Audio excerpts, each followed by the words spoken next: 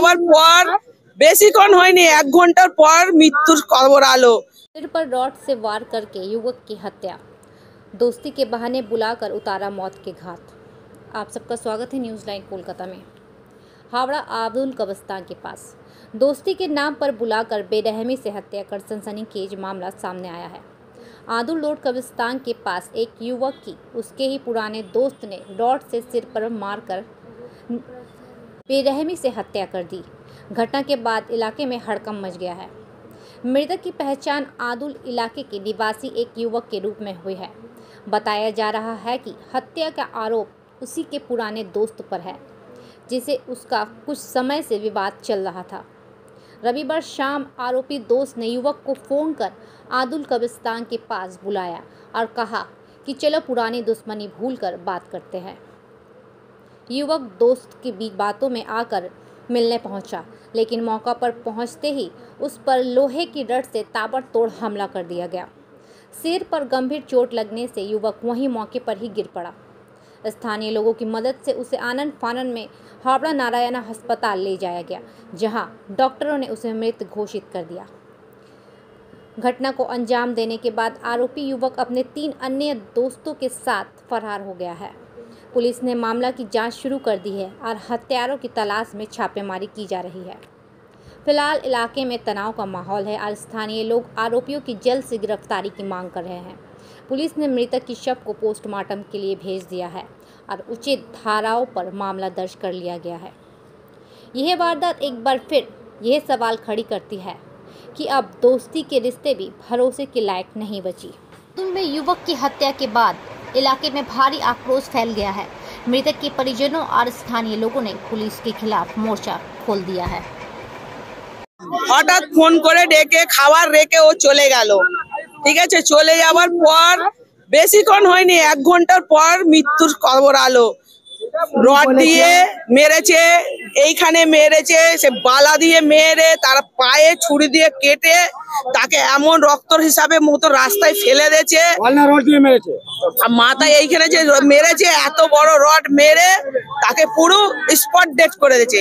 একটা মুখে কথা বলতে পারিনি, সে রাস্তায় মানে মারা গেছে। ঠিক আছে, নিয়েছে মৃতদেহকে নিয়েছে, কিন্তু আসামিকে সাজা এখনো দিইনি, আসামিকে ধরেনি।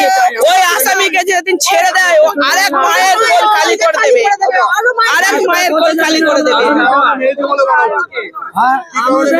কি কারণে মেরেছে? ও সবাইকে কাজ দেয়, ও সবাইকে মানে কোনো কষ্ট পরিবার থাকলে ও দেখতে পারে না, ওকে কাজ, ওদের কাজ দেয়, ওদের খাওয়া দাওয়া সবকিছুই হেল্প করে।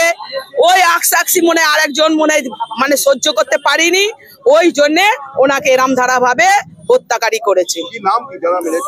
আসামি আছে, চলে যান, 3টে আসামি ধরেছে, আরো আসামি আছে, ওরা ধরতে বলুন, আপনারা নাম পেয়ে যাবেন, সব বলে যাবে, কিন্তু নাম কিন্তু বলছে না। ওদের ধরো, আপনাদের যান। আমার নাম হচ্ছে লক্ষ্মী, আমি ওর খালা হই, মাসি হই। ঠিক আছে, মানে যে সাহেবদা, যে আমাদের দাদা ছিল, যে এক্সপায়ার্ড করে গেছে, তো ওর সাথে অনেক আগে মানে 1-2 সপ্তাহ হয়ে গেছে, তো একটা ঝামেলা হয়েছিল গঙ্গার ঘাটে, আমাদের বিঘাটে।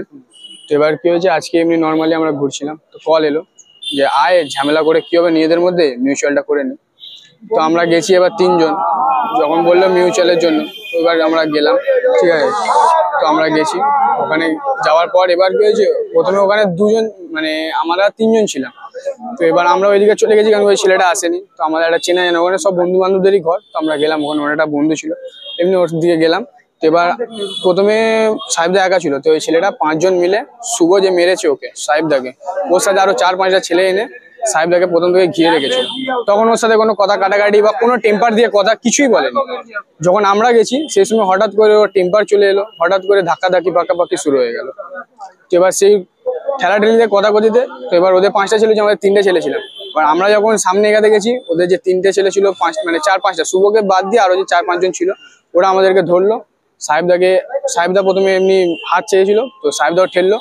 শুভ যে মেরেছে ও একবারই মারলো এই জায়গাটা করে, মাথার এই সাইডটা করে। তো ওখানে পড়ে যেতে আমরা বললাম যে ভাই কি ঝামেলা করছিস, এমন মারলি পড়ে গেছে। এবার আমরা তো বুঝতে পারিনি যে ওখানে স্পট হয়ে যাবে।